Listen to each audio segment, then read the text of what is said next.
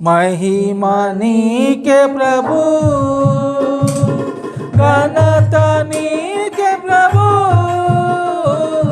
महिमा नीके प्रभु, घनता नीके प्रभु, स्तुति महिमा घनतयु ప్రభావము నీకే ప్రభు, స్తుతి మహిమ ఘనతయు ప్రభావము నీకే ప్రభు. ఆరాధన ఆరాధన ఆరాధన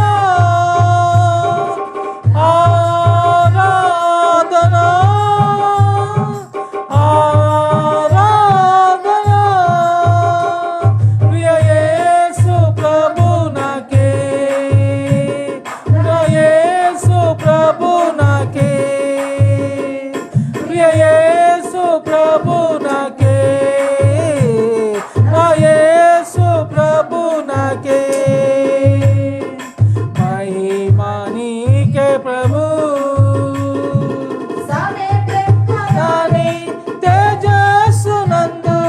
వసించు అమరుండవే, శ్రీమంతుడవే, సర్వాధిపతివే, నీ సర్వము నాకిచ్చితివే. సమీపింపరాని తేజస్సునందు వసించు అమరుండవే, శ్రీమంతుడవే, సర్వాధిపతివే, నీ సర్వము నాకిచ్చితివే. ఆరాధన ఆరాధన ఆరాధన ఆరాధన యేసు ప్రభు నాకే, నా యేసు ప్రభు నాకే, యేసు ప్రభు నాకే, నా యేసు ప్రభు నాకే. మహిమ నీకే ప్రభు, ఎంతో ప్రేమించి నాకయ్యే తెంచి ప్రాణమునర్పించితివే. విలువైన రక్తము చిందించి నన్ను విమోచించితివే. ఎంతో ప్రేమించి నాకయ్యే తెంచి ప్రాణమునర్పించితివే. విలువైన రక్తము చిందించి నన్ను విమోచించితివే. ఆరాధన ఆరాధన ఆరాధన ఆరాధన ప్రియ యేసు ప్రభు నాకే, నా యేసు ప్రభు నాకే, ప్రియ యేసు ప్రభు నాకే, నా యేసు ప్రభు నాకే. మహిమ నీకే ప్రభు, నీ వెలుగులోనికి నన్ను పిలచి వెలిగించితివే. స్తోత్రం. నీ గుణాతిశయముల్ ధరణే ప్రచురింప ఏర్పరచుకొంటివే. ఆశ్చర్యకరమైన నీ వెలుగులోనికి నన్ను పిలచి వెలిగించితివే. నీ గుణాతిశయముల్ ధరణే ప్రచురింప ఏర్పరచుకొంటివే. ఆరాధన ఆరాధన ఆరాధన ఆరాధన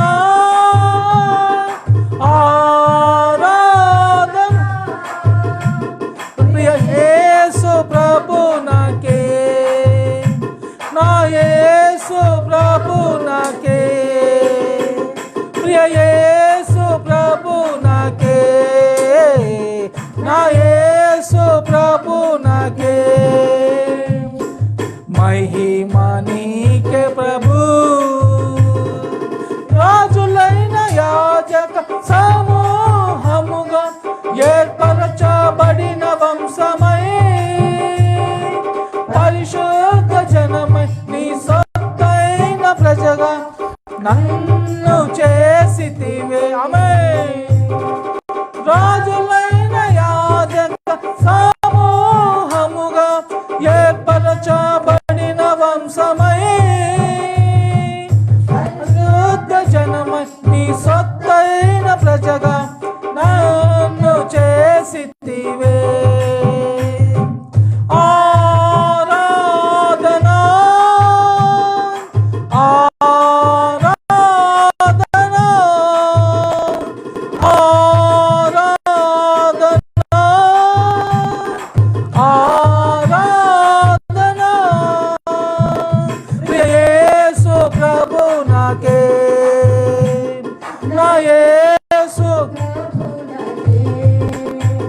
ప్రియ యేసు ప్రభునకే నా యేసు ప్రభునకే మహిమ నీకే ప్రభు, ఘనత నీకే ప్రభు,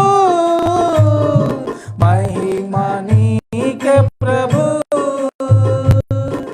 ఘనత నీకే ప్రభు, స్తుతి మహిమ ఘనతయు ప్రభావము నీకే ప్రభు, స్తుతి మహిమ ఘనతయు ప్రభావము నీకే ప్రభు. ఆరాధన ఆరాధన అందరూ కూడా ఆరాధన రెండు చేతుల పైకెత్తి ఆరాధన ఆరాధన ఆరాధన ఆరాధన ప్రియ యేసు ప్రభునకై నా యేసు ప్రభునకే ప్రియ యేసు ప్రభునకే నా యేసు ప్రభునకే.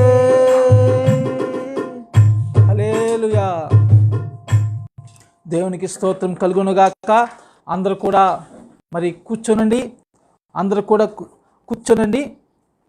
మీ అందరికీ కూడా యేసుక్రీస్తు నామం పేట వందనాలు తెలియచేస్తూ ఉన్నాను. దేవునికి స్తోత్రం కలుగునుగాక. మరి త్వరలోనే మనము కూడా మరి ఆరాధన ప్రారంభించుకుందాం, సంఘములో ఆరాధన ప్రారంభించుకుందాం. అన్ని సంఘాలలో కూడా మరి ప్రారంభించుకుంటూ ఉన్నారు. మనము కూడా త్వరలోనే ఆరాధన ప్రారంభించుకుందాం. మీకు త్వరలోనే ఈ విషయాన్ని తెలియచేస్తాను. మరి ఈ ఆరాధన విషయమై మీరందరూ కూడా మరి ప్రార్థించాలని కోరుతున్నాను. చక్కటి వాతావరణం దేవుడు మనందరికీ అనుగ్రహించులాగున మరి దేవుని సందులో అందరూ కూడా కూడి గొప్పగా దేవుని గణపరచులాగున చక్కటి వాతావరణం కొరకు, మంచి దినాల కొరకు మీరందరూ కూడా ప్రతి దినము ప్రార్థన చేయండి. ప్రార్థన చేసే వారంగా మనము ఉందాము. మరి మనం జ్ఞాపకం చేసుకుందాం. మరి మనంతా కూడా ఆత్మ సంబంధమైన బలుల గురించి మనం గడిచిన వారము మనం ధ్యానం చేసి ఉన్నాం. ఆత్మ సంబంధమైన బలులు కాబట్టి ఇది నాన్న ఇంకా కొద్దిగా లోతుగా మరింత మరి ముందుకు వెళ్ళాలని మరి దేవుని ప్రేరణతో నేను ముందుకు వచ్చి ఉన్నాను. మనం గడిచిన వారము రోమ పత్రిక 12వ అధ్యాయము 1-2 వచనాలు ధ్యానించాం. ఏమని? కాబట్టి సహోదరులారా, పరిశుద్ధమును దేవునికి అనుకూలమునైన సజీవయాగముగా మీ శరీరములను ఆయనకు సమర్పించుకొనుడని దేవుని వాత్సల్యమును బట్టి మిమ్మును బతిమాలు కొనుచున్నాను. మరి ఇట్టి సేవ మీకు యుక్తమైనది. మీరు ఈ లోక మర్యాదను అనుసరింపక ఉత్తమమును అనుకూలమును సంపూర్ణమునై ఉన్న దేవుని చిత్తమేదో పరీక్షించి తెలుసుకున్నట్లు మీ మనస్సు మారి నూతన మగుట వలన రూపాంతరము పొందుడి. హల్లెలూయా, హల్లెలూయా. హల్లెలూయా. దేవునికి స్తోత్రము కలుగునగాక. కాబట్టి మనము ఈ యొక్క మరి ఏ విధంగా మనము సజీవ యాగముగా మన శరీరములు సమర్పించుకొని జీవిస్తున్నామో మనము తెలుసుకొని ఉన్నాం. సజీవ యాగముగా మనమంతా కూడా దేవుని సన్నిధిలో మనము దేవునికి సమర్పించుకొని జీవిస్తూ ఉన్నవారు. మరి దేవుని సేవకులు, దేవుని సేవించడి మనము కదా. మన విశ్వాసులమందరము కూడా నిజమైన మరి క్రైస్తవ ఆరాధికులు, క్రీస్తును అనుసరించేవారు గొప్పగా మరి తాము బ్రతికి ఉన్నప్పుడే తమ శరీరములను సజీవ యాగముగా సమర్పించుకుంటారు అని ధ్యానం చేశాం. మరి దేవుని సన్నిధిలో ఇంతకుముందు పాత నిబంధన గ్రంథంలో మనం చూస్తుంటే దేవుని సన్నిధిలో మరి బలులు అర్పించేవారు. ఎటువంటిది బలులు? ఒక బలి పశువును కదా మరి ఆ బలి ఇచ్చిన తర్వాత మరి దేవునికి సమర్పించేవారు. అటువంటిదిగా కాకుండా మనం బ్రతికి ఉన్నప్పుడే సజీవ యాగముగా ఆయన సందులో మనము సమర్పించుకోవాలి. అనగా దేవునికి సమర్పించుకున్న తర్వాత మనము అంతా దేవుని వారము.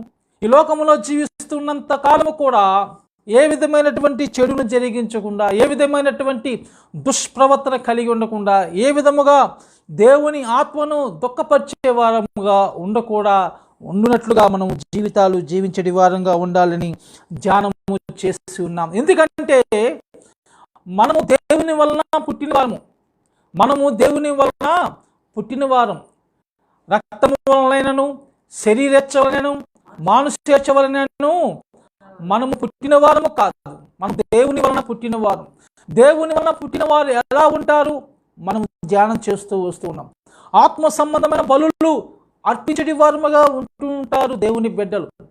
ఇంకా కొద్దిగా ముందుకు వెళితే మనం జ్ఞాపకం చేసుకుంటే మనము ఆత్మ సంబంధమైన బలుల్లో మొట్టమొదటిగా మనం జ్ఞాపకం చేసుకుంటే సర్వీస్ టు గాడ్, దేవుని సేవ, సర్వీస్ టు గాడ్. ఇక్కడ మనం రోమిలకు రాసిన పత్రికలోనే 15వ అధ్యాయము 16వ వచనంలో ఇక్కడ మనం జ్ఞాపకం చేసుకుంటే, అయినను అన్యజనులు అను అర్పణ పరిశుద్ధాత్మ వలన పరిశుద్ధపరచబడి ప్రీతికరమగునట్లు నేను సువార్త విషయమై యాజక ధర్మము జరిగించుచు దేవుని చేత నాకు అనుగ్రహింపబడిన కృపను బట్టి అన్యజనుల నిమిత్తము యేసుక్రీస్తు పరిచారకుడనైతిని. ఇక్కడ దేవుని సేవకుడుగా తను తాను ఎలాగూ మరి దేవుని పరిచారకుడయ్యాడో మనకి అపోస్తలుడైన పౌలు మనకు తెలియచేస్తున్నాడు. దేవుని సేవ చేయుట చాలా మరి శ్రేష్టమైనది. దేవుని సేవలో కొనసాగుట, దేవుని పరిచర్యలో దేవుని చిత్తమును జరిగించుట చాలా గొప్ప సంగతి. అపోస్తలుడైన పౌలును మనం జ్ఞాపకం చేసుకుంటూ ఉంటే, అపోస్తలుడైన పౌలు కదా సౌలుగా ఉన్నప్పుడు దేవుని సంఘమును అలాగా దేవుని బిడ్డలను ఎంతగానో హింసించిన వాడుగా ఉంటూ ఉన్నాడు. దమస్కు మార్గము గుండా మరి వెళ్తూ ఉన్నప్పుడు అక్కడ ఉన్నటువంటి ఆ దేవుని బిడ్డలను హింసించడానికి, బంధించడానికి వెళ్తూ ఉన్నప్పుడు మరి యేసుక్రీస్తు ప్రభు వారు మరి ఆ అపొస్తలులో ఉన్నటువంటి పౌలుకు సౌలుగా ఉన్నప్పుడు తాను మరి తను తాను ప్రత్యక్షపరుచుకొని తన్ను తాను మరి ఆ సౌలును పౌలుగా మార్చి ఉన్నాడు. పౌలుగా మారిన కాడి నుంచి తనకు అదే ఇక్కడ మాట్లాడుతూ ఉన్నాడు. ఏమంటున్నాడు? అయినను అన్ని జనులు అను అర్పణ పరిశుద్ధాత్మ వలన పరిశుద్ధపరచబడి ప్రీతికరమగునట్లు. ఇక్కడ అందరూ కూడా చక్కగా మనం జ్ఞాపకం చేసుకుంటూ ఉంటే ఇక్కడ ఏమని రాయబడి ఉంటున్నది? అన్యజనులు అను అర్పణ. ఏమని అర్పణ ఇది? అన్యజనులు అను అర్పణ. అపోస్తలుడు అపోస్తలుడుగా పంపబడినవాడు, అన్ని జనులకు సువార్త ప్రకటించుటకు ఏర్పరచబడినవాడు అపోస్తలుడు పౌలు. అన్ని జనులందరికీ కూడా సువార్త ప్రకటించుటకు మరి ఏర్పరచబడినవాడు అపోస్తలుడైనటువంటి పౌలు. ఏమని రాస్తూ ఉన్నాడు ఇక్కడ? అన్యజనులు అర్పణ పరిశుద్ధాత్మ వలన పరిశుద్ధపరచబడి ప్రీతికరమగునట్లు. ఈ యొక్క అనుజనులు పరిశుద్ధాత్మ చేత పవిత్రపరచబడి కదా, పరిశుద్ధాత్మ ఎలాగూ పవిత్రపరుస్తాడు. ఇప్పుడు మనము కూడా మనలో ఉన్నటువంటి మాలిన్యము, మనలో ఉన్నటువంటి ఆ ఒక పాపము అంతా కూడా తీసివేయబడి పవిత్రపరచబడ్డాం. పరిశుద్ధాత్మ దేవుడు మనలను పవిత్రపరిచాడు, మనలో ఉన్నటువంటి అంతా కూడా తీసివేశాడు. అలాగున అన్యజనులు మరి దేవుణ్ణి ఎరుగునట్లుగా వారిలో ఉన్నటువంటి మాలిన్యం అంతా కూడా తీసివేసి వారిని పవిత్రపరచినట్లుగా పవిత్రపరచబడినటువంటి అర్పణగా మరి ఇక్కడ మనం చూస్తూ ఉన్నాం అన్యజనులు. ఈ అన్యజనుల మధ్య అపోస్తలుడు పౌలు సేవ చేశాడు, దేవుని పరిచయం చేశాడు, దేవుని సువార్తను బహుగా ప్రకటించాడు. దేవుని సువార్తను ప్రకటించి అన్యజనులందరూ కూడా రక్షణ పొందుకున్నట్లుగా, వారందరూ కూడా దేవునికి ప్రీతి పాత్రులుగా ఉండినట్లుగా కదా అక్కడ అదే రాస్తూ ఉన్నాడు. ఈ అన్యజనులందరూ కూడా పరిశుద్ధాత్మ వలన పరిశుద్ధపరచబడి ప్రీతికరమగునట్లు. ఇటువంటి అర్పణ అన్యజనులందరూ ప్రీతికరమైన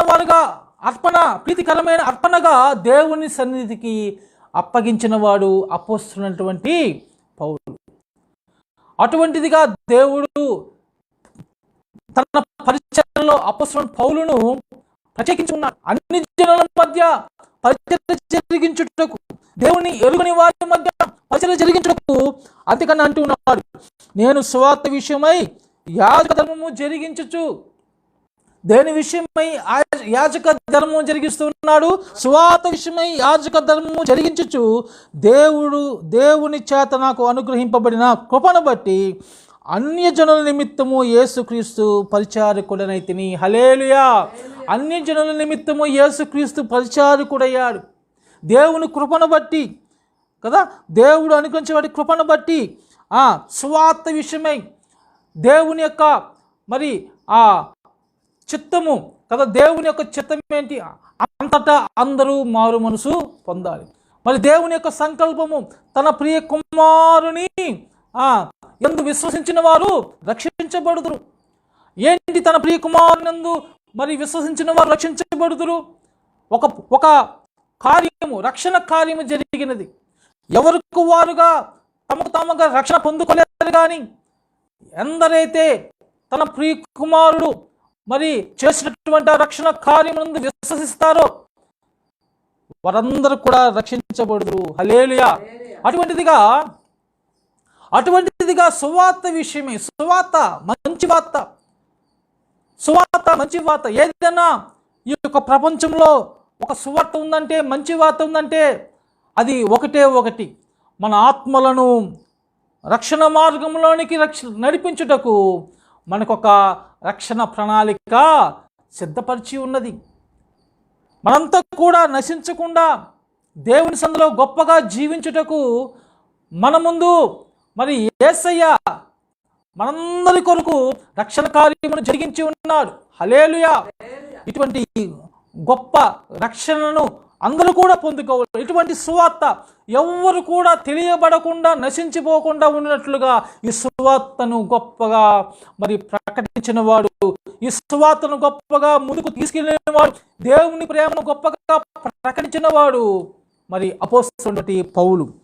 మరి అందుకనే అంటూ ఉన్నాడు, యాజక ధర్మము జరిగించే పరిచారకుడుగా ఇక్కడ మనము అపోస్తలుడైన పౌలును చూస్తూ ఉన్నాం. యాజక ధర్మము, సువార్త విషయమై యాజక ధర్మమును జరిగించే పరిచారకుడు, యేసుక్రీస్తు పరిచారకుడు.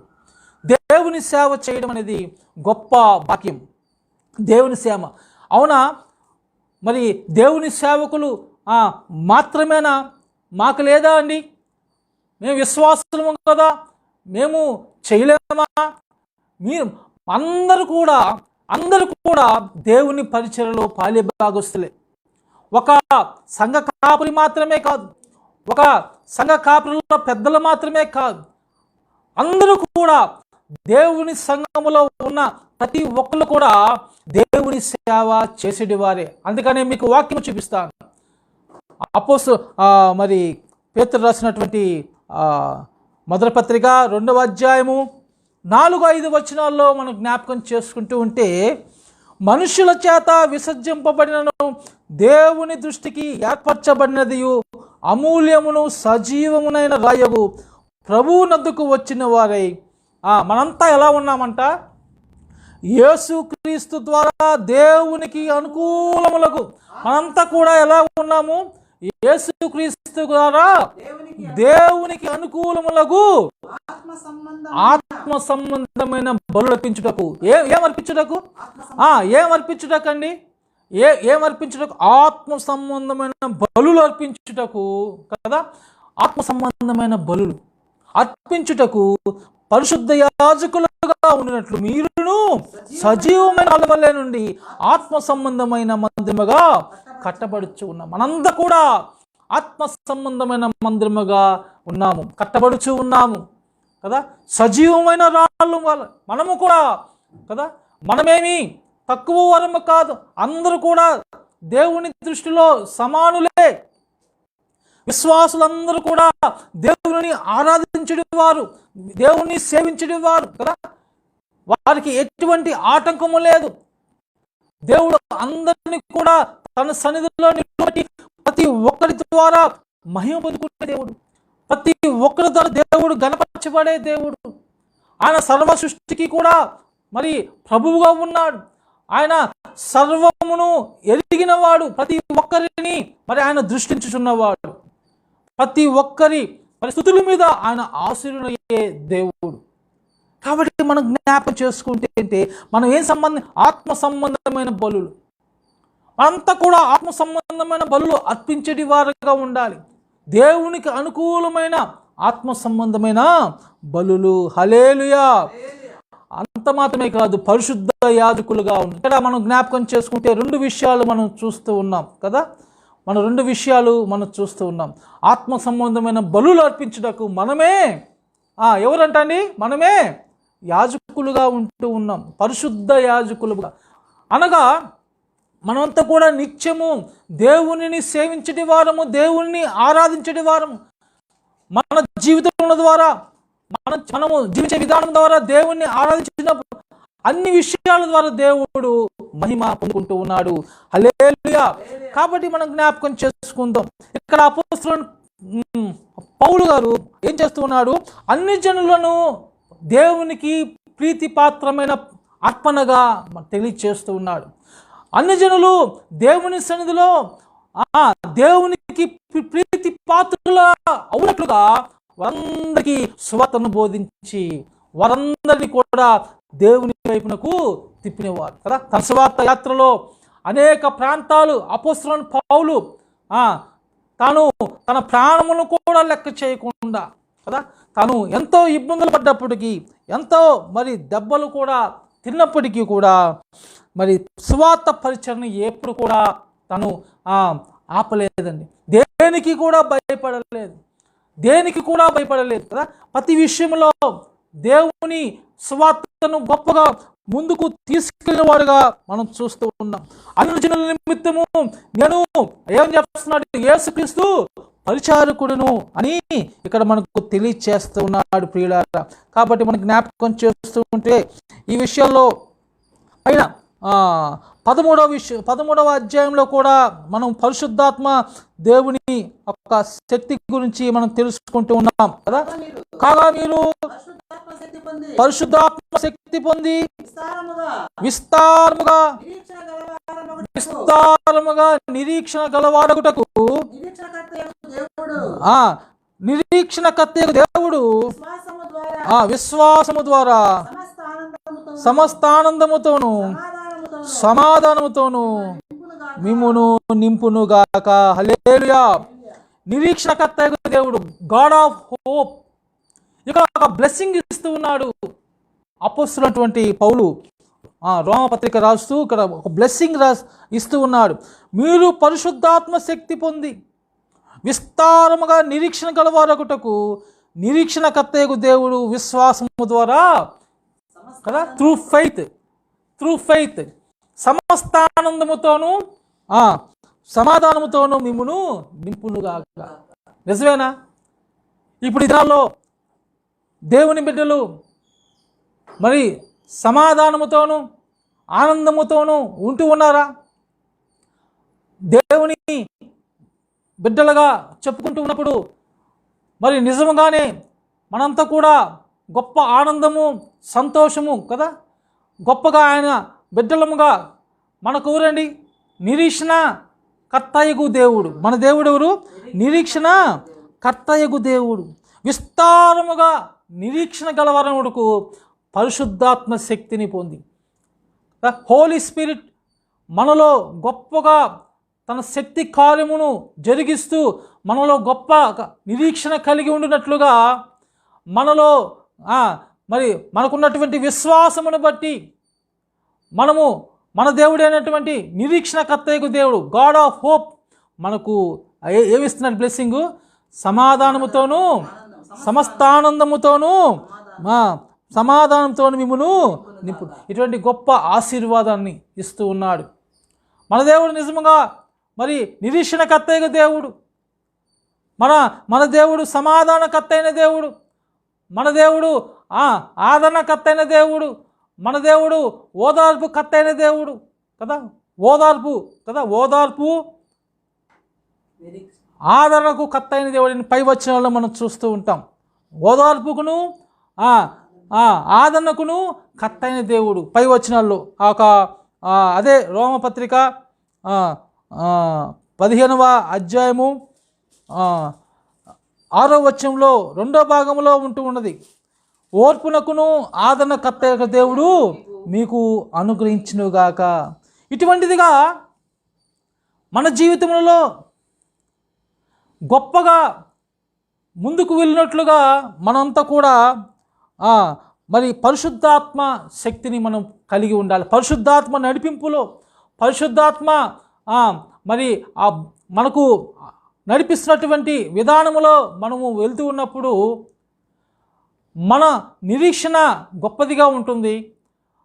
మనకున్నటువంటి విశ్వాసము ద్వారా మనము గొప్పగా ఆనందము మరి సంతోషము గలవారముగా ఉంటూ ఉంటాం. మరి దినాల్లో అనేక మరి కుటుంబాల్లో ఈ యొక్క ఆనందము సంతోషము కరువైనటువంటిగా మనం చూస్తూ ఉన్నాం. లేదండి మా ఇంట్లో సంతోషమే లేదు, మా ఇంట్లో సమాధానం లేదండి, ఒకరంటే ఒకరికి పడదు, ఒకరంటే ఒకరు ఐక్యత లేదు. ఎప్పుడైనా కానీ గమనించండి, ఒక పరిశుద్ధాత్మ దేవుడు ఉన్నటువంటి గృహంలో పరిశుద్ధాత్మ నడిపింపు గల కుటుంబాల్లో ఐక్యత ఉంటుంది. ఐక్యత లేనప్పుడు మరి సమాధానము ఉండదు, సంతోషము ఉండదు. సంతోషం అంటే ఈ లోకంలో మనం పొందుకుంటున్నటువంటి సంతోషాలు కాదు కదండి. మనం చూస్తామంటే ఎవరన్నా బంధువులు వచ్చినప్పుడు, ఎవరన్నా మరి గెస్టులు వచ్చినప్పుడు ఏం చేస్తారు? ఒకరంటే ఒకరు పడవైన భార్య భర్తలు వారి ముందు చక్కగా ఉన్నట్లుగా సంతోషంగా ఉన్నట్లుగా కొద్దిసేపు వారు ఏం చేస్తారు? వాళ్ళ ముందు నవ్వుతూ మాట్లాడుకుంటారు కదా. వారు వెళ్ళిపోగానే మళ్ళా యథావిధిగా మరి వాళ్ళు సమాధానము లేక ఉంటున్నారు. కారణం ఆ గృహములో సమాధానకర్తైన దేవుడు అధిపతిగా ఉండట్లేదు. పరిశుద్ధాత్మ దేవుని కార్యముల కుటుంబాల్లో జరగట్లేదని అర్థం.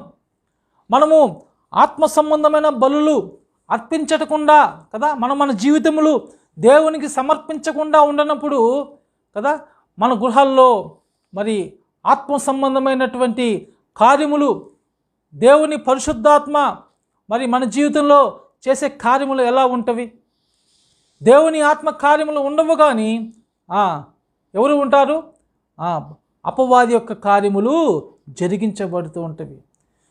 మనం దేవుని బిడ్డలుగా దేవుని సన్నిధిలో దేవుని మార్గంలోనే నడిచేటి వారిగా ఉండాలి. ప్రతి తలంపు, ప్రతి మాట, ప్రతి చూపు, నడక, ప్రవర్తన ప్రతిది కూడా యథార్థముగా ఉండాలి. లోపల ఒకటి పైన ఒకటి ఉన్నట్లుగా ఉన్నట్లయితే పరిశుద్ధాత్మ మరి ఆ కార్యములకు మీ గృహాల్లో చోటు లేదని అర్థం. మన గృహాల్లో చోటు లేదని అర్థం. ఎక్కడైతే పరిశుద్ధాత్మ కార్యములు జరుగుతూ ఉంటావో ఆ కుటుంబాల్లో, ఆ యొక్క వ్యక్తుల్లో గొప్ప సంతోషము, ఆనందం ఉంటుంది. హల్లెలూయా. అటువంటిదిగా మనము చూస్తూ ఉన్నట్లయితే అపోస్తలుడైన పౌలు అనేక మరి శ్రమలు పొంది కూడా, అనేక మరి ఇబ్బందులు పొందుతూ కూడా పరిచర్యను ఎక్కడా కూడా మరి ఆపలేదు ప్రియులారా. అదే మనం జ్ఞాపకం చేసుకుంటూ మరి ముందుకు వెళ్దాం. అపోస్తల కార్యంలో కూడా మరి 16వ అధ్యాయము 22వ వచనంలో, అపోస్తల కార్యములు 16వ అధ్యాయము 22వ వచనం. అప్పుడు జనసమూహము వారి మీదికి దొమ్మిగా వచ్చెను, న్యాయాధిపతులను వారి వస్త్రములు లాగివేసి వారిని బెత్తములతో కొట్టవలనని ఆజ్ఞాపించారు. ఇక్కడ మనం జ్ఞాపకం చేసుకుంటూ ఉంటే పౌలు శీలల గురించి మనకందరికీ తెలుసు. పౌలు శీలలు వారు మరి ఆ వివరంగా మనం చూస్తే 16వ వచనం నుంచి వారు ప్రార్థనా స్థలమునకు వెలుచుండగా ప్రుతోను అను దయ్యం పట్టినదై సోద చెప్పుట చేత తన యజమానులకు బహు లాభము సంపాదించుచున్న ఒక చిన్నది మాకు ఎదురుగా వచ్చెను. ఆమె ఏమంటుంది? పౌలును వెంబడించి, సౌలును వెంబడించి, ఈ మనుషుడు సర్వోన్నతుడైన, ఏమని చెప్తున్నారు? ఈ మనుషులు ఎవరండి? ఈ మనుషులు దేవుని సేవకులు, దేవుని పరిచర్య చేసేది వారు. మరి పౌలు శీలలు మరి వెళ్తూ ఉన్నప్పుడు ఆమె పుతోను దయ్యం పెట్టినటువంటి చిన్నది ఏమంటూ ఉన్నది? ఈ మనుషులు సర్వోన్నతుడైన దేవుని దాసులు. హల్లెలూయా. ఈ మనుషులు సర్వోన్నతుడైన దేవుని దాసులు. ఇక్కడ వీరు మీకు రక్షణ మార్గము ప్రచురించు వారై ఉన్నారని కేకలు వేశారు. ఏం చెప్తున్నారు? వీరు మీకు ఏం చేస్తున్నారు? రక్షణ మార్గము ప్రకటిస్తున్నారు. అపోస్తలుడైన పౌలు దేవుని యొక్క రక్షణ సువార్తను ప్రకటిస్తూ ఉన్నారు. ఈ సువార్త మనుషులను రక్షణలోనికి నడిపించేది. రక్షణ మార్గము ఏమి చెప్తూ ఉన్నారు? చిన్నది ఏం చెప్తుంది? దయ్యం పట్టిన చిన్నది, వీరు మీకు రక్షణ మార్గం ప్రచురించి వారై ఉన్నారని కేకలు వేసి చెప్పెను. హల్లెలూయా. ఎంత గొప్పగా కదా సాక్ష్యం. దయ్యము సాక్ష్యం ఇస్తూ ఉన్నది, దయ్యము చెప్తూ ఉన్నది కదా. దయ్యం పెట్టిన చిన్నది ఏం చెప్తూ ఉంది? వీరు మీకు రక్షణ మార్గము ప్రచురించు వారై ఉన్నారు. ఈ మనుషులు సర్వోన్నతుని దేవుని దాసులు. దేవునికి దాసులండి. సేవకులంటే, పరిచారకులంటే ఎవరికి దాసులు? దేవునికి దాసులు. దేవునికి సేవ చేయువారు ఈ లోకంలో అనేక మనం చూస్తూ ఉన్నాం. దేవుని దాసులుగా ఉండట్లేదు కానీ లోకానికి దాసులుగా ఉంటున్నారు. సేవకులైనా విశ్వాసులైనా చాలామంది కదా దేవుని దాసులుగా ఉండట్లేదు కానీ ఎక్కడ ఉంటున్నారు? లోకానికి మనుషులకు దాసులుగా ఉంటున్నారు, విశ్వాసులైనా కానీ. ఇక్కడ గొప్ప సాక్ష్యం. ఒక దయ్యం పెట్టిన చిన్నది తాను పట్టినటువంటి ఆ దయ్యము ఏమంటూ ఉన్నది? ఈ మనుషులు సర్వోన్నతుడైన దేవుని దాసు. ఈ లోకంలో అనేక మంది చెబుతారు, నిజమండి, సర్వోన్నతుడైన దేవుడండి, సర్వ సృష్టికర్త అయిన దేవుడండి అని ఒప్పుకుంటారు. కానీ దేవుని దగ్గరికి రారు కదా. దేవుని దగ్గరికి రారు, దేవుణ్ణి విశ్వసించరు. ఏం చెప్తారంట?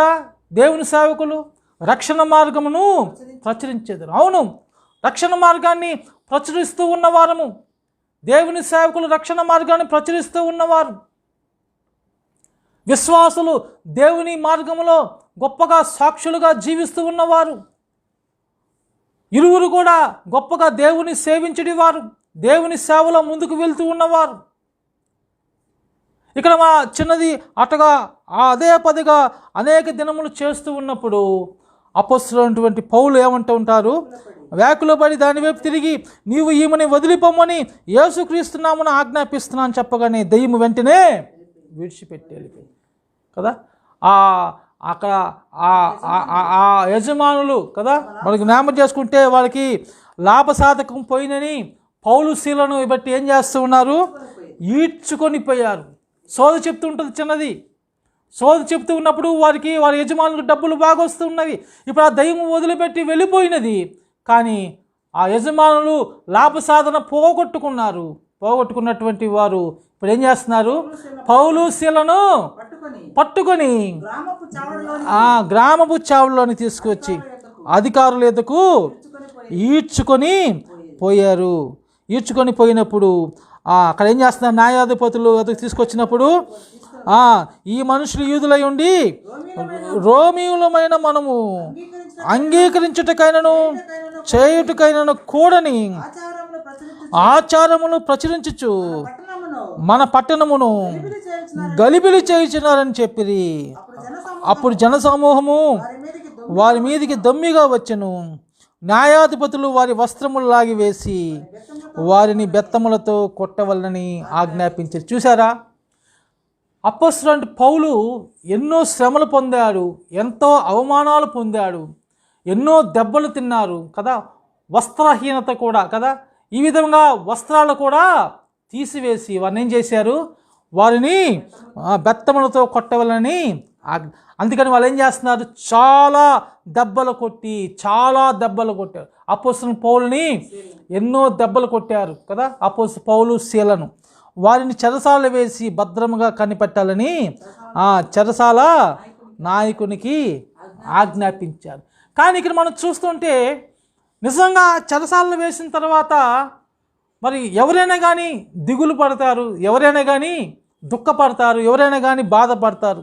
అయ్యో నేను దేవుని సేవ చేస్తూ ఉన్నప్పుడు నాకెంతో ఇబ్బంది కదా, ఎంతో నష్టము వచ్చిందని బాధపడుతూ ఉంటారు. కానీ ఇక్కడ అపొస్తలుడైన పౌలు శీలలు ఏం చేస్తున్నారు, ఆ రాత్రి ఏం చేస్తున్నారు, దేవునికి ప్రార్థించుచు కీర్తనలు పాడుచుండిరి, ఖైదీలు వినుచుండిరి కదా. అప్పుడు అకస్మాత్తుగా భూకంపము కలిగింది. భూకంపం కలిగినప్పుడు చెరసాల పునాదులు అదిరెను. వెంటనే తలుపులన్నీ నిల్చుకున్నాను, అందరి బంధకములు ఊడెను. హల్లెలూయా.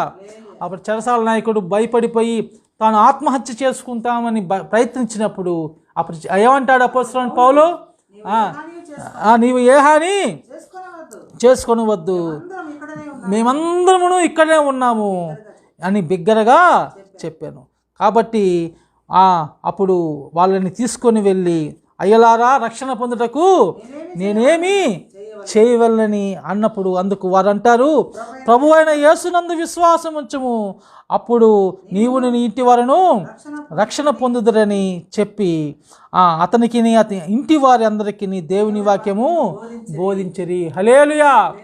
దేవుని వాక్యమును బోధించారు. అయ్యలారా నేను రక్షణ పొందుకుండకు నేనేం చేయాలి అన్న మాట ఎందుకు మరి ఒక అధికారి మరి ఎందుకు అన్నాడు, చెరసాల అధికారి ఎందుకు అన్నాడు? ఆయన మరి అపొస్తలుడైన పౌలు యొక్క మరి అంతటి కూడా మరి ఎరిగినవాడుగా మంచి ప్రవర్తన, దేవుని ఒక మరి మాటలు విని ఉండొచ్చు, దేవుని యొక్క మరి ఒక మంచితనమును గురించి తెలుసుకొని ఉండొచ్చు, సువార్తను మరి ఎరిగి ఉండొచ్చు. వెంటనే వీరొక మంచితనమును బట్టి మంచి ప్రవర్తనను బట్టి ఈ చెరసాల అధికారి అయా రక్షణ పొందుటకు నేనేమి చేయ. ఇక్కడ మీరు గమనించారా, దయ్యం పట్టిన చిన్నది ఆ చిన్న దాంట్లోంచి ఆ దయ్యము ఏమి చెప్పింది? ఆ దయ్యము వీరు సర్వోన్నతులేని దేవుని దాసులు కదా. అంత మాత్రమే కాదు, వీరు మీకు రక్షణ మార్గము ప్రచురించేవారు, రక్షణ మార్గం ప్రచురించేవారు. ఇక్కడ చెరసాల అధికారి ఏమంటున్నాడు? అయ్యా నేను రక్షణ పొందుకొటకు నేనేం చేయాలి? చూసారా, వీరు అంతగా పరిచయం చేశారు, దేవుని రక్షణ సువార్తను అంతగా ప్రకటించారు. మీరు గమనించాలి, వారు ఏదో ఒక ఆదివారం కూడి మరి దేవుని సువార్త ప్రకటించి ఊరుకోలేదు. వారు ప్రతి దినము దేవుని సువార్తను ప్రకటిస్తూ ఉన్నారు, రక్షణ సువార్తను ప్రకటిస్తూ ఉన్నారు. తమ జీవితంలో కూడా తెగించి తమ ప్రాణాలు పోతాయన్న భయము లేకుండా వారు సువార్తను ప్రకటించారు. చెరసాలలో వేసినప్పటికీ కూడా దేవుని స్తుతించారే కానీ ఏమాత్రము కూడా సనుకోలే కదా. మనమైతే అమ్మో దేవుడిని నమ్ముకుంటే ఇదే నాకు జరిగేది, దేవుని పని కదా నేను చేస్తుంది, మనం తప్పించచ్చు కదా, ఇట్లా అనేకం అనుకుంటాం కదా, మానవులంగా అనేకం అనుకుంటాం. కానీ దేవుని నిజ సేవకులుగా మన జీవితంలో దేవుని సమర్పించినప్పుడు మనకు ఎదురయ్యే ప్రతి ఒక్క సందర్భంలో కూడా దేవుణ్ణే గణపరుస్తాం, దేవుణ్ణే స్తుతిస్తాం, దేవుణ్ణే ప్రార్థన చేస్తాం, దేవుణ్ణే ఆరాధిస్తాం. జరుగుతున్నటువంటి సంఘటనలను బట్టి మనం ఎప్పుడు కూడా దేవుని విమర్శించము, దేవుణ్ణి ప్రశ్నించము. కానీ మనము కదా పరిచర్య చేస్తూ ఉంటాం, దేవుని సన్నిధికి వచ్చి ఆరాధనలో పాల్గొంటూ ఉంటాం. ఏదైనా చిన్న సమస్య రాగానే మనం అన్నీ కూడా మర్చిపోయి సమస్య వైపు మనము మొగ్గు చూపుతాం, సమస్యనే మనం దృష్టిస్తాం. కానీ ఆ సమస్యను దేవునికి అప్పచెప్పేసినప్పుడు మనకు ఏ విధమైనటువంటి భయము ఆందోళన ఉండదు. ఇక్కడ వీరికి తెలుసు దేవుడు మనల్ని కాపాడుతాడు, దేవుడే మమ్మల్ని రక్షిస్తాడు, కాపాడుతాడు, దేవుని పరిచర్య మేము చేస్తూ ఉన్నామని. అవునంటారా కాదంటారా?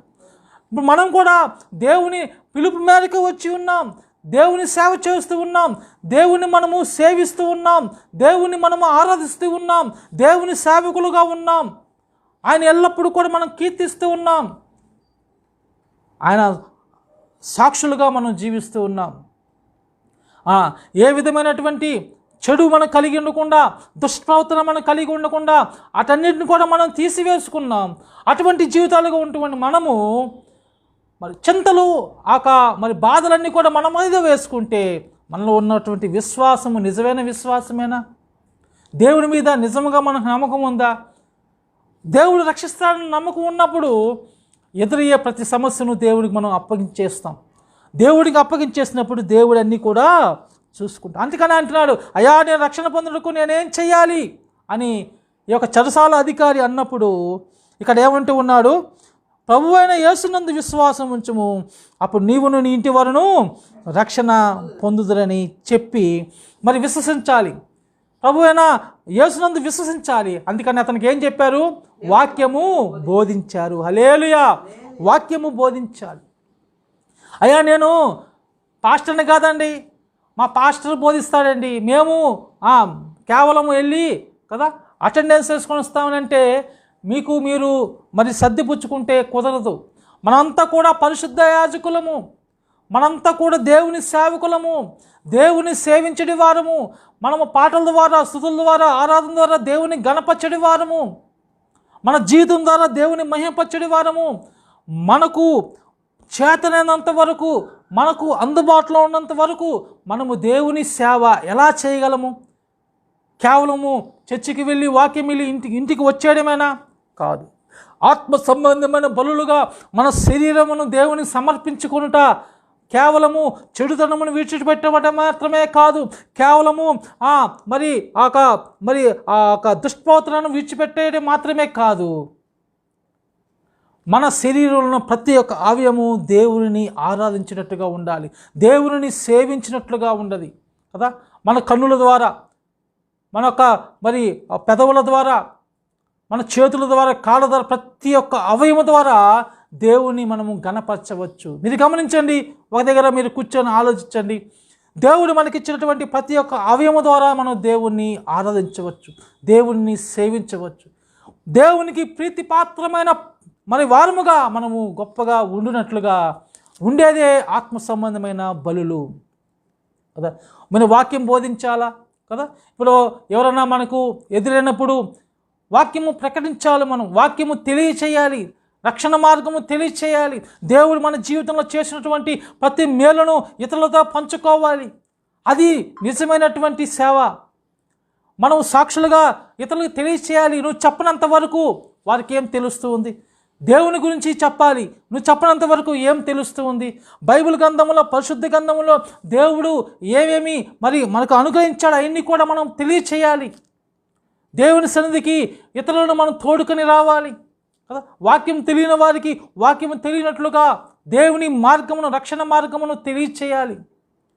అటువంటిది మనము ప్రతిదినము చేయాలి. మనము ఏదన్నా చేస్తూ ఉన్నామా ఒక్కసారి ఆలోచించండి కదా. నేను వెళ్తున్నానండి చర్చికి, పాటలు పాడుతున్నానండి, దేవుణ్ణి ఆరాధిస్తున్నానండి, వాక్యం వింటున్నానండి, ప్రార్థనలో ఏకీభవిస్తున్నానండి, ఆశీర్వాదాలు తీసుకుంటున్నానండి, మళ్ళీ ఇంటికి వస్తున్నానండి. ఇంత మాత్రమేనా? మనము జ్ఞాపకం చేసుకోవాలి. ఇక్కడ వాక్యం విన్నారు కదా, అలాగే వారికి చక్కగా రాత్రి ఇంటికి తీసుకెళ్ళి మరి వారికి తగిలినటువంటి దెబ్బలు చూసారా, గాయాలు కడిగాడు. గాయాలైనవి, అంతగా వారిని కొట్టారండి. మరి గాయాలు కడిగిన వెంటనే ఆ ఇంటి వారందరూ బాప్టిస్మము పొందారు. హల్లెలూయా. బాప్టిస్మం పొందిన తర్వాత 34లో కింద వచనము, వారికి భోజనం పెట్టి దేవుని యందు విశ్వాసం ఉంచిన వాడై తన ఇంటి వారందరితో కూడా ఆనందించాడు. తన ఇంటి వారందరితో కూడా ఆనందించాడు. నిజమైన ఆనందము దేవుడు మనం కలిగి ఉన్నప్పుడే. దేవుని కలిగి ఉన్నప్పుడు నిజమైన ఆనందం ప్రతి విశ్వాసి పొందుకుంటాడు. అవును ప్రియులారా, మనము కూడా గొప్పగా రక్షణ ఆనందము కలిగి ఉన్నవారం. ఈ అధికారి గొప్పగా రక్షణ మరి ఆనందం పొందుకొని దేవుని సేవ మరి దేవుని గణపరిచిన వాడిగా ఉంటూ ఉన్నాం. అనగా నేను ఇక్కడ అపోస్తలుడైన పౌలు తన జీవితంలో దేవుడు చేసినటువంటి కార్యములు చెబుతూ ఉన్నాడు. అదే రోమాలకు రాసినటువంటి పత్రిక 15వ అధ్యాయంలో 18వ వచనంలో తెలియచేస్తున్నాడు. ఏం తెలియజేస్తున్నాడు? ఎలాగనగా అన్యజనులు విధేయులగునట్లు వాక్యము చేతను, క్రియ చేతను, గురుతుల బలము చేతను, మహత్కార్యముల బలము చేతను, పరిశుద్ధాత్మ బలము చేతను క్రీస్తు నా ద్వారా చేయించిన వాటిని గూర్చే గాని మరి దేనిని గూర్చి మాట్లాడా తెగింపును. హల్లెలూయా. ఇక్కడ అన్యజనులు ఎలాగ విధేయులయ్యారు? దేవుని మార్గములో జీవించుటకు, రక్షణ పొందుటకు, దేవునికి ప్రీతిపాత్రమైనటువంటి అర్పణగా దేవుని సన్నిధికి మరి వెళ్ళినట్లుగా మరి ఎలాగూ జరిగిందంటే అన్యజనులు విధేయులగునట్లు వాక్యము చేతను కదా, వాక్యము చేత అన్యజనులు దేవుని మార్గంలోనికి వచ్చిన వారు. హల్లెలూయా. వాక్యము బోధించాలి, వాక్యము ప్రకటించాలి, సమయమనక అసమయమనక దేవుని యొక్క సువార్తను ప్రకటించాలి. ఇది నా భారము కాదండి, సేవకుడిదేనండి, కాపరిదేనండి అంటే కాదు. ప్రతి విశ్వాసి కూడా మరి వారు తమకు ఇవ్వనటువంటి బాధ్యతలను మరి నెరవేర్చాలి కదా. క్రియ చేతను, కార్యముల చేతను, గురుతుల బలము చేతను, మహత్కార్యముల బలము చేతను కదా, పరిశుద్ధాత్మ బలము చేతను క్రీస్తు నా ద్వారా చేయించిన వాటిని గూర్చియే కానీ మరి దేనిని గురించి నేను మాట్లాడి తెగింపు. ఇక్కడ ఇవన్నీ కూడా మనం జ్ఞాపకం చేసుకుంటే ఇక్కడ చెరసాల అధికారి విషయంలో కూడా దేవుడే తన కార్యమును, మహత్కార్యమును జరిగించాడు, పరిశుద్ధాత్మ కార్యమును జరిగించాడు కదా. క్రియల ద్వారా, వాక్య ప్రకటన ద్వారా తన కార్యమును జరిగించాడు, తన సేవకుని ద్వారా జరిగించాడు కదండి. అన్యులు దేవుని యందు విశ్వసించాలి. విశ్వాస మార్గంలో చక్కగా మరి కలిగి ఉండాలి. ఇక్కడ అన్ని జనులు ఎలాగ విధేయత చూపించారు కదా. 2 అపోస్తలుడైన పౌలు తాను చేసినది, తాను చెప్పినది. తాను ఏం చెప్పాడు? వాక్య ప్రకటించాడు, వాక్య బోధ చేశాడు. తాను ఏం చేశాడు? మరి అద్భుత కార్యములు కదా, అద్భుత కార్యం, ఈ యొక్క స్వస్థత కార్యములు, ఈ యొక్క మరి దయ్యమును వెళ్ళగొట్ట, ఎన్ని కూడా ఈ 2 కూడా అన్యజనులు గొప్పగా దేవుని యందు విశ్వాసం ఉంచడానికి మరి మార్గము సుగమమైంది. ఎంత కూడా దేవుని ద్వారా జరిగించబడింది. అలాగే మనం కూడా మన విశ్వాస జీవితంలో దేవుని గొప్పగా గణపరచటి వారముగా మనం ఉండాలి. తెస్సలోనిక మొదటి పత్రిక 2వ అధ్యాయము 2వ వచనంలో కూడా మనం చూస్తూ ఉంటాం. తెస్సలోనికి మొదటి పత్రిక 2వ అధ్యాయము 2వ వచనం. మీరు ఎరిగినట్టే మేము ఫిలిప్పీలో ముందు శ్రమపడి అవమానము పొంది ఎంతో పోరాటముతో దేవుని సువార్తను మీకు బోధించుటకై మన దేవుని యందు ధైర్యము తెచ్చుకుంటామని. చూసారా, అపోస్తలుడైన పౌలు తెలియచేస్తున్నట్టు మాట. తాను ఎంతగా మరి శ్రమ పొందాడు. అంతకని అంటున్నాడు, ఏలయనగా మా బోధ కపటమైనది కాదు, అపవిత్రమైనది కాదు, మోసయుక్తమైనది కాదు, కానీ సువార్తను మాకు అప్పగించుటకు యోగ్యులమని దేవుని వలన ఎంచబడిన వారమై. చూసారా, సువార్తను ప్రకటించడానికి యోగ్యులమని ఎంచాడు దేవుడు. అపోస్తలుడైన పౌలు గురించి తెలియచేస్తున్నాడు, సువార్తను మాకు అప్పగించుటకు యోగ్యులమని దేవుని వలన ఎంచబడిన వారమై మనుషులను సంతోషపెట్టు వారము కాక మన హృదయములను పరీక్షించి దేవునినే సంతోషపెట్టి వారమై బోధించుచున్నాము. హల్లెలూయా. మన బోధ ఎలా ఉండాలి? మన బోధ ఎలా ఉండాలి? మనుషులని సంతోషపెట్టే విధముగా ఉండకూడదు. మనుషులను సంతోషపెట్టే విధముగా ఉండకూడదు కదా. ఎవరిని సంతోషపెట్టాలి? ఎవరిని? మన హృదయములను పరీక్షించు దేవునినే సంతోషపెట్టే వారమై బోధించడి వారంగా ఉండాలి. మన బోధ కపటమైనది కాదు కదా, కపటమైన బోధ కాదు, అపవిత్రమైనది కాదు, మోసయుక్తమైనది అసలే కాదు. మన బోధ ఎటువంటిదిగా ఉండాలి? మనల్ని పరీక్షించే దేవుని, మన హృదయాలను పరీక్షించే దేవుని సంతోషపెట్టేదిగా ఉండాలి కదా.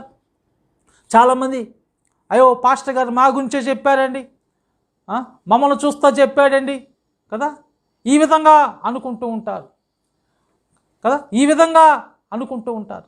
సేవకుడు అనేవాడు, నిజ సేవకుడు ఎప్పుడు కూడా ఆ బోధను ఖచ్చితంగా చెబుతారు. ఒకరిని మెప్పించాలని, ఒకరిని ఉబ్బించాలని కదా ఎన్నో ప్రయత్నాలు కదా కపట బోధకులు చేస్తూ ఉంటారు. అటువంటిది కాదు. అటువంటి బోధలు మనము మరి వినకూడదు, వెంబడించకూడదు. అపోస్తలుడు పౌలు చెప్తున్నట్టుగా సువార్తను ప్రకటించడానికి దేవుడు ఏం చేశాడు? మాకు అప్పగించుటకు యోగ్యులమని దేవుని చేత ఎంచబడిన వారు, దేవుని చేత ఎంచబడిన వారుగా ఉండాలి సేవకులు. దేవుని చేత ఎంచబడిన సేవకులు ప్రతిదినము దేవుని పరిచర్య గురించి ఆలోచిస్తారు. దేవుని ఏ విధంగా సంతోషపెట్టాలి, దేవుని పరిచర్యలో ఏ విధంగా ముందుకు వెళ్ళాలి, తన జీవితము ఏ విధముగా మరి దేవునికి పాత్రగా, ఇష్టమైన పాత్రగా మరి ముందుకు వాడబడేదిగా ఉండాలి, అది ఆలోచిస్తాడు సేవకుడు కదా. తనకు ఇవ్వబడినటువంటి పరిచర్యను ఏమాత్రము నిర్లక్ష్యం చేయడు. తనకు ఇవ్వబడినటువంటి సంఘంలో విశ్వాసులు ఏమాత్రము కూడా విడిచిపెట్టడు. వారి యొక్క ప్రతి యోగక్షేమము, ఆత్మ సంబంధమైన ప్రతి ఒక్క విషయంలో గమనిస్తూ ఉంటాడు. భౌతిక సంబంధమైన విషయాల్లో కూడా గమనిస్తూ ఉంటాడు. కానీ సేవకుల సేవ గురించి మనం తెలియచేస్తూ ఉంటే కదా, ఆయన అంతేలేండి, అంతే చేస్తుంటారులేండి కదా, ఈ విధంగా అనేక మంది మాట్లాడే వాళ్ళు ఉంటారు కదా. ఆయన పిలుస్తానే ఉంటాడండి, ప్రార్థనకు పిలుస్తానే ఉంటాడు, మేము వింటానే ఉంటాం కదా. అమ్మా చూడండి అమ్మా లైవ్, మీరు దేవుని యొక్క వాక్యాన్ని మరి ఎంతో మీరు పోగొట్టుకుంటూ ఉన్నారు, లైవ్ చూడండి, మీకు అందుబాటులో వస్తుంది, ఫేస్బుక్ లైవ్ చూడండి అన్నా కానీ ఎంతో నిర్లక్ష్యం కదా. వారికి నేను ప్రత్యేకంగా కొంతమందికి వాట్సాప్లో కూడా పంపిస్తూ ఉంటాను టైమ్స్ అన్నీ కూడా, కానీ ఏమాత్రము కూడా కదా ప్రతిస్పందన ఉండడు. ఎప్పుడైనా అత్యవసరంగా ఏదైనా బాధ వస్తేనో, ఏదైనా సమస్య వస్తేనో, ఏదైనా రోగం వస్తేనో పరిగెత్తుకొని వస్తారు. అటువంటిది కాదు మన భక్తి. వారు కాదు దేవుని సేవకులు. దేవుని సేవకులు ప్రతిదినము దేవుని సేవ చేసేటి వారే. నేను చెప్పినట్లుగా ఒక పాస్టర్ మాత్రమే దేవుని సేవకుడు కాదు, సంఘంలో ఉన్న ప్రతి ఒక్కరు కూడా దేవుని సేవించడి వారు. హల్లెలూయా. ప్రతి ఒక్కరు కూడా దేవుని సేవించడి వాళ్ళే. ప్రతి ఒక్కరు కూడా కదా కష్టం వస్తే దేవుని గుర్తురావడం కాదు కదా. సంతోషంలో కూడా దేవుని గుర్తుకు రావాలి కదా. మనం దేవునికి అందుబాటులో ఉండాలి. దేవునికి ఎంతగా మనం అందుబాటులో ఉంటే అంతగా మనం దేవునికి ప్రీతిపాత్రమైన వారముగా ఉంటాం, అంతగా దేవుడు మనల్ని వాడుకుంటాడు. హల్లెలూయా. దేవుని పరిశుద్ధాత్మ కార్యములు అంతగా ఆ ఒక వ్యక్తుల ద్వారా మరి దేవుడు మరి ఆ కార్యములు జరిగించుకుంటాడు. హల్లెలూయా. అంత మాత్రమే కాదు, ఇంకో మాట కూడా మనం చూద్దాం. తిమోతి రాసినటువంటి 2వ పత్రిక 3వ అధ్యాయము 10వ వచనం. 3:10. అయితే నీవు నా బోధను, నా ప్రవర్తనను, నా ఉద్దేశమును, నా విశ్వాసము, నా దీర్ఘశాంతమును, నా ప్రేమను, నా ఓర్పును, అంతియోకయ, ఇకోనియా పట్టణములలో నాకు కలిగినట్టు హింసలలో ఉపద్రవములను తెలుసుకున్నవాడివై నన్ను వెంబడించితివి. హల్లెలూయా. తిమోతికి రాస్తూ అపోస్తలుడైన పౌలు మరి రాసినట్టు మాటలు, నా బోధను, దేవుని గురించి నేను బోధించే బోధను, నా ప్రవర్తనను కదా అత్యంత దగ్గరగా చూచినవాడు తిమోతి. ప్రవర్తనను, నా ఉద్దేశమును, నా విశ్వాసమును, నా దీర్ఘశాంతమును, నా ప్రేమను, నా ఓర్పును అంతియోకయ, ఇకోనియా, లుస్త్రాను పట్టణంలో నాకు కలిగినటువంటి హింసలను, ఉపద్రవములు. చూసారా, హింసలు, ఉపద్రవములు ఎన్ని కూడా మరి తెలుసుకున్న వాడివై నన్ను వెంబడించితివి కదా. ఇక్కడ మనం జ్ఞాపకం చేసుకుంటే అపోస్తలుడైన పౌలు అంతగా దేవుని సేవ చేసి దేవుని పరిచర్యను ముగించినవాడు. అదే తిమోతి పత్రిక 2వ లాస్ట్లో తిమోతి రాసినటువంటి 2వ పత్రిక 4వ అధ్యాయము 7వ వచనంలో, మంచి పోరాటము పోరాడి తిని, నా పరుగు కడముట్టించి తిని, విశ్వాసము కాపాడుకుంటుని. ఈ యొక్క మాటలు మనము చాలా శ్రేష్టముగా మనం తెలుసుకుంటాం. రోమాలో కూడా మాట ఉంది.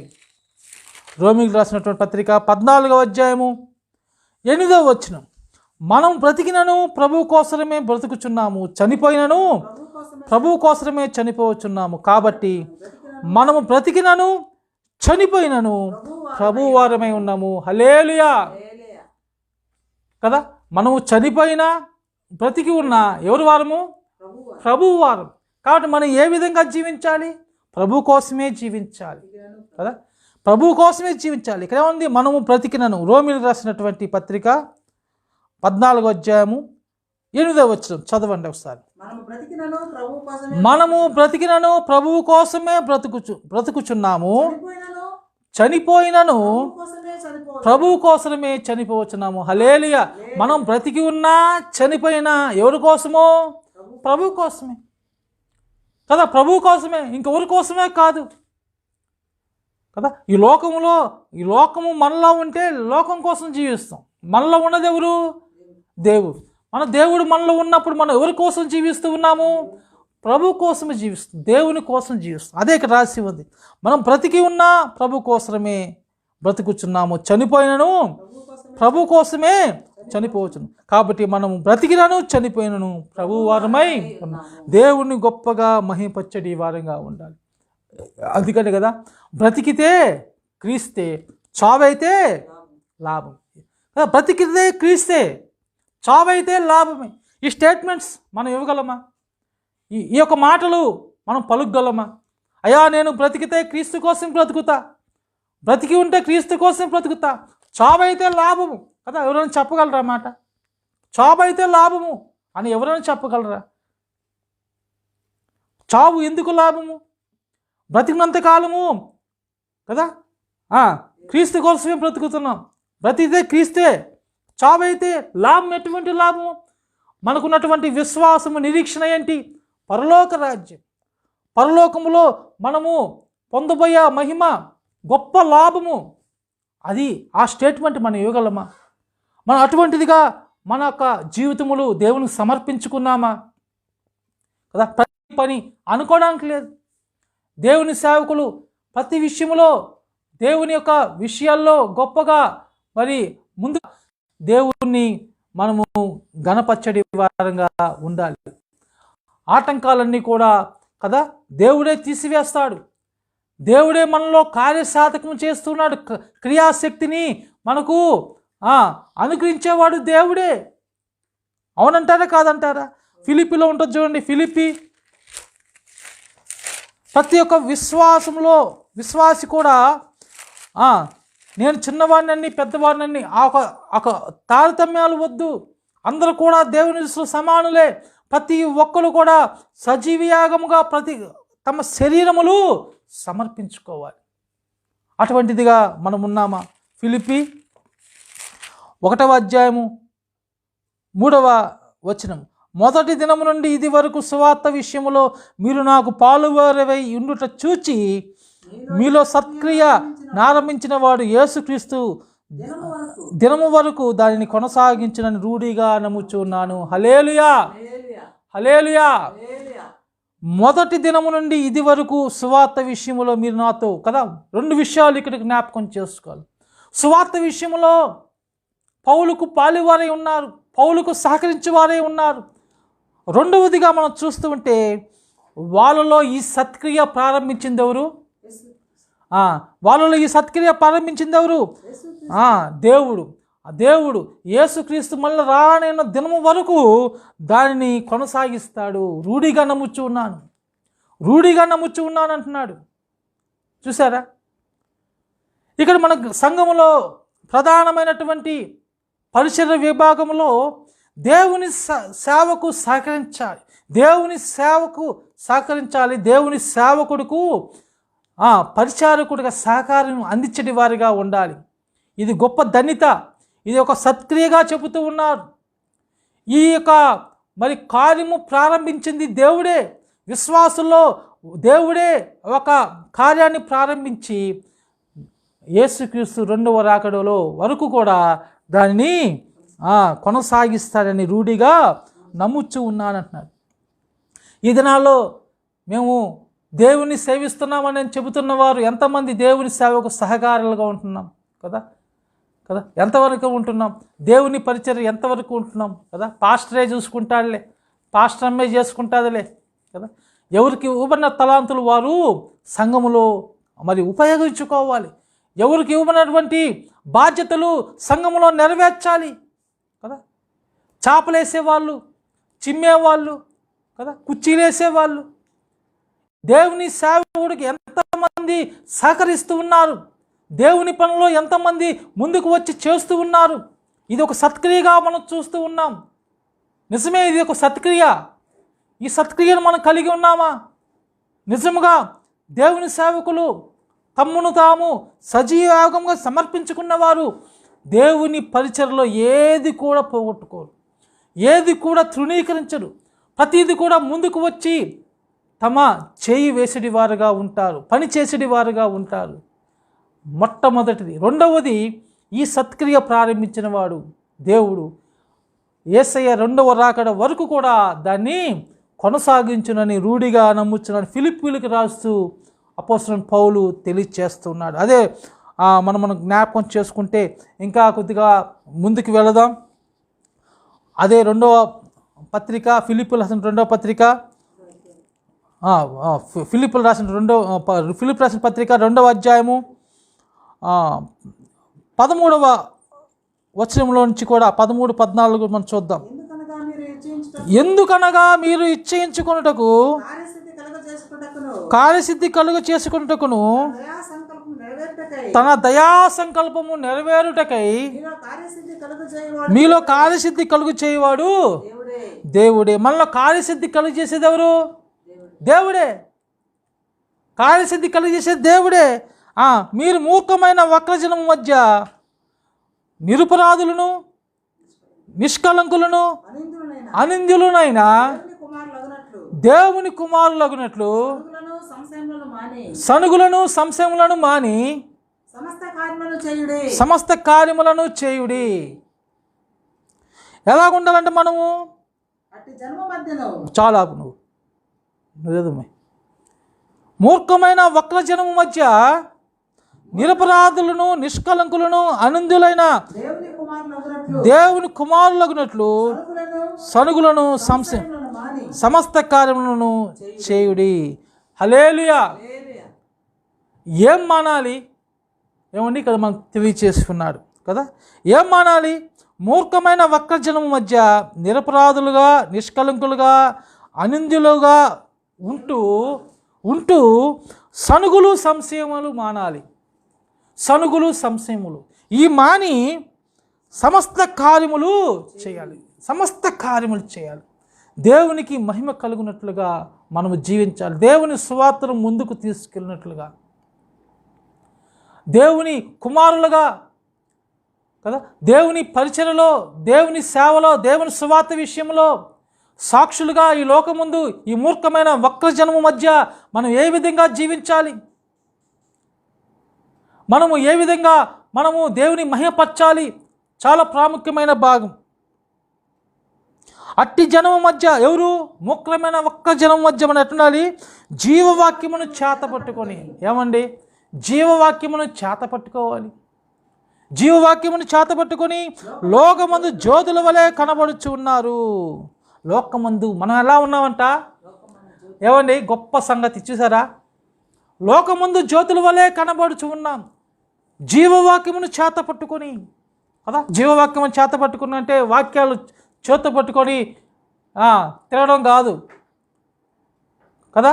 జీవవాక్యమును మనం కలిగి ఉన్న వారమై జీవవాక్యము కదా లో మనం ఎదుగుతూ ఆ వాక్యము ద్వారా గొప్పగా దేవుని మహిమార్థమై జీవిస్తూ గొప్ప సాక్షులుగా మనం ఉంటూ ఏ విధమైనటువంటి కదా దేవునికి ఏ విధమైనటువంటి నింద ఏది కూడా ఈ యొక్క వక్రజనం వద్ద మన ద్వారా కలగకుండా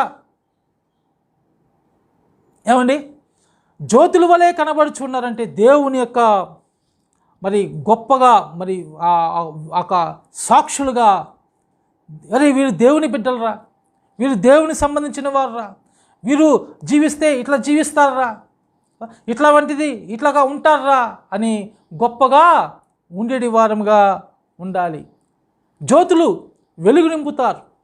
ఒక జ్యోతి కదా, ఒక మరి వెలుగు ఏ విధంగా ప్రతి ఒక్కరికి దారి చూపిస్తుందో, ప్రతి ఒక్కరు కూడా తమ ఆ వెలుగులో చక్కగా ఉంటారో ఆ విధంగా మనం వారికి వెలుగుగా ఉన్నప్పుడు వారు దేవుని మార్గంలో వచ్చినట్లుగా, దేవుని సందులో వారి తప్పుదములు తెలుసుకొని తమ పద్ధతులు ప్రవర్తన మార్చుకొని దేవుని మార్గంలో వచ్చినట్లుగా, ఆ సత్య మార్గంలోనికి జీవ మార్గంలోకి వచ్చినట్లుగా మనం వారిని వెలుగుగా మన దేవుని బిడ్డలుగా మనం ఉండాలి.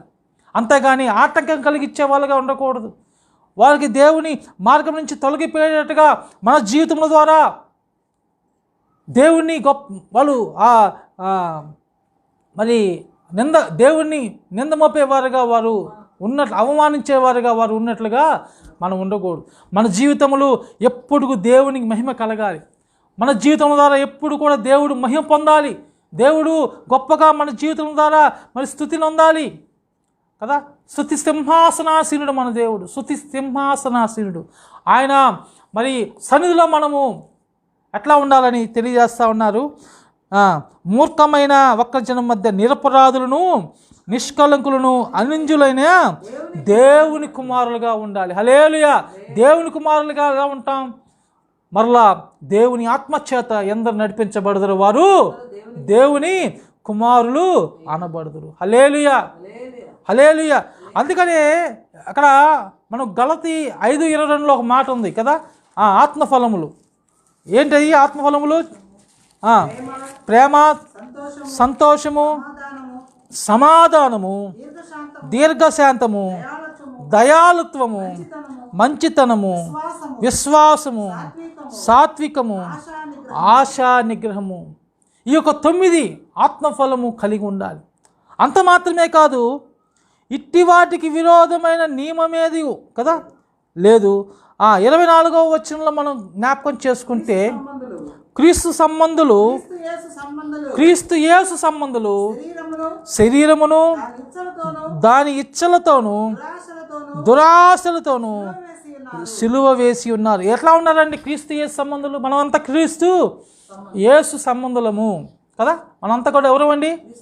క్రీస్తు యేసు సంబంధులమా కాదా? ఆత్మఫలములు ఫలించడి వారమా కాదా? ఆత్మఫలము మనలో ఫలిస్తుందా లేదా? ప్రేమ ఉందా లేదా? సంతోషం ఉందా లేదా? సమాధానం ఉందా లేదా? దీర్ఘశాంతం ఉందా లేదా? ఏమండి మంచితనం ఉందా లేదా? వివేకం ఉందా లేదా? సాత్వికం ఉందా లేదా? విశ్వాసం ఉందా లేదా? ఆశా నిగ్రహము ఉందా లేదా? ఈ పరీక్షించుకోండి. దేవుని సంబంధులు ఇవన్నీ కలిగి ఉండాలి. ఒకదానిదొకటి ఫలించేది గారుగా ఉండాలి కదా. అటువంటిదిగా ఉండకుండా మేము దేవుని బిడ్డలము, దేవుని కొరకు జీవిస్తున్నాము అంటే అది దేవుడు ఎప్పుడు కూడా ఒప్పుకోడు. క్రీస్తు యేసు సంబంధాలు ఎలా ఉండాలి? 24 వచనంలో, గలతీ 5:24లో చక్కగా రాయబడి ఉన్నది. క్రీస్తు యేసు సంబంధులు శరీరమును దాని ఇచ్చలతోనూ దురాశలతోనూ సిలువ వేసి ఉన్నారు. హల్లెలూయా. క్రీస్తు యేసు సంబంధులు శరీరమును ఏం చేసి ఉన్నారు?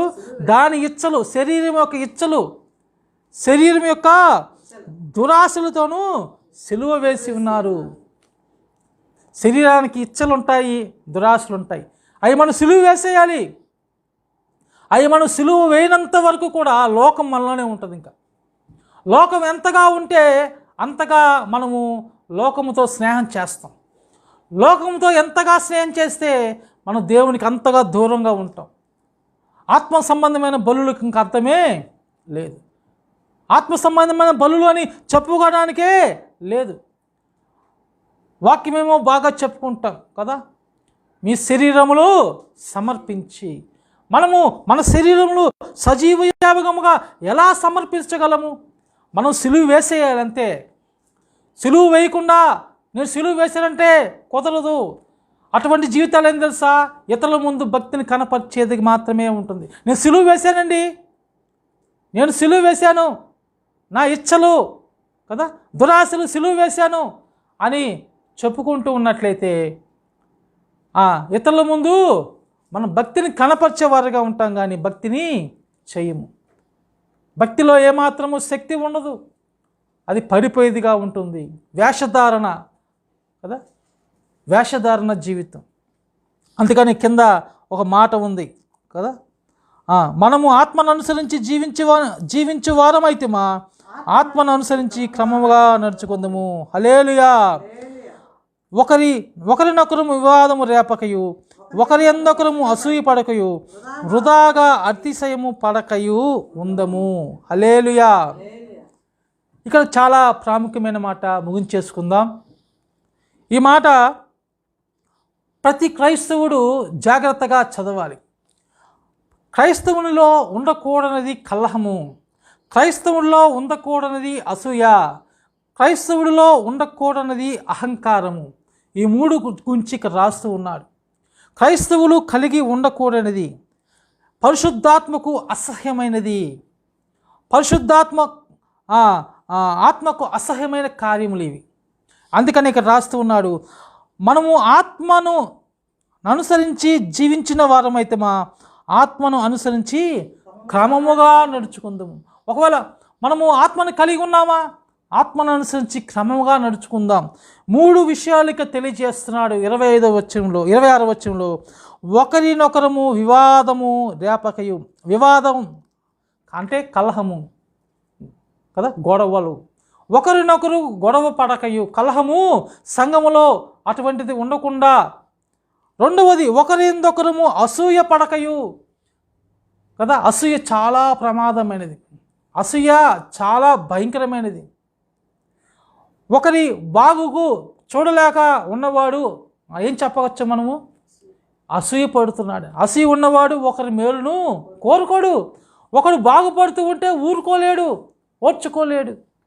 అటువంటిది మనం కలిగి ఉండకూడదు. దేవుని ప్రేమ కలిగి ఉన్నవారము, దేవుని ఆత్మను కలిగి ఉన్నవారము అటువంటి వాటిని తీసివేసుకుందాం. ఒకరందొకరము అసూయ పడకయు. మూడవది వృధాగా అతిశయ పడకయు ఉందము. వృధాగా అతిశయ పడక ఉందాం. వృధాగా అతిశయం అంటే గర్వము కదా, గర్వం. అపోస్తలుడైన పౌలు హెచ్చుగా అతిశయించవచ్చు కానీ నేను అతిశయపడట్లేదు అంటున్నాడు కదా. అటువంటిదిగా మనం అతిశయపడకు. గర్వం అనేది మన జీవితములలో రాకూడదు కదా ప్రియులారా. అందుకని మనం ఇందాక ఈ 3 విషయాలు, కలహము, అసూయ, అహంకారము, ఏ విధమైనదిగా మనలో ఉండకుండా చూసుకోవాలి. ఈ 3 ఉన్నట్లయితే మనము ఆత్మ సంబంధమైన కదా వారముగా ఉండము. ఆత్మ సంబంధమైన బలులు అర్పించడి వారముగా మనము లేవని అర్థం. మన శరీరమును సజీవ యాగముగా ఇంకా సమర్పించుకోలేదని అర్థం. మన శరీరములు సజీవ యాగముగా సమర్పించుకున్నప్పుడు ఈ యొక్క కలహము, ఈ యొక్క అసూయ, ఈ యొక్క అహంకారము దూరముగా ఉంటవి. ఈ యొక్క ఆత్మఫలములు ఈ యొక్క 9 కదా, ప్రేమ, సంతోషము, సమాధానము, దీర్ఘశాంతం, దయాళుత్వము, మంచితనము, విశ్వాసము, సాత్వికము, ఆశా నిగ్రహం, వీటన్నిటిని కూడా మనం పొందుకుంటాం. వీటన్నిటిని మనం ఎలా పొందుకుంటాం? దేవుడు మనకిచ్చినటువంటి పరిశుద్ధాత్మ మనలో గొప్పగా మనం ఫలించినట్లుగా 1 by 1 మనలో ఫలింపు దయచేస్తాడు. పరిశుద్ధాత్మే ఫలింపు దయచేస్తాడు. పరిశుద్ధాత్మే మన జీవించే విధానమును బట్టి మనలో ఫలింపు దయచేస్తాడు.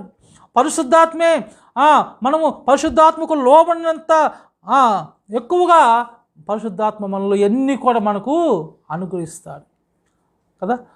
అందుకనే రోమాలో రాయబడినటువంటి మాట 15 అధ్యాయంలో అన్ని జనుల విషయమై తెలియచేస్తూ ఏమని రాస్తూ ఉన్నాడు? అయినను అన్యజనులను అర్పణ పరిశుద్ధాత్మ వలన పరిశుద్ధపరచబడి, పరిశుద్ధాత్మ మనల్ని పరిశుద్ధపరుస్తాడు.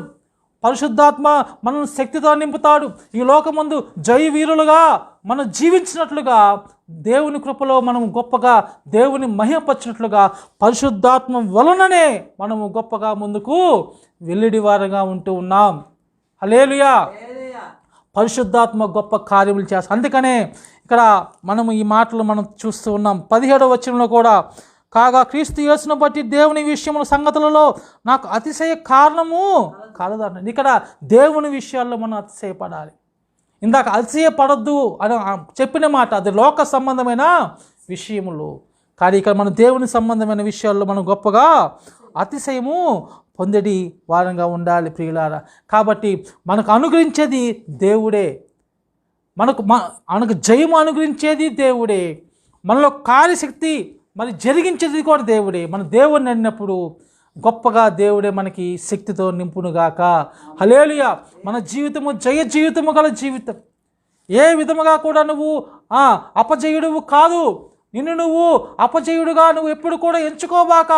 ఎంతగా దేవునికి లోబడితే అంతగా నువ్వు జయం పొందుకుంటూ ముందుకు వెళ్ళగలవు ప్రియుడా. కాబట్టి జయవీరులం మనకు జయము అనుగ్రహించేవాడు సర్వాధికారి అయిన దేవుడే.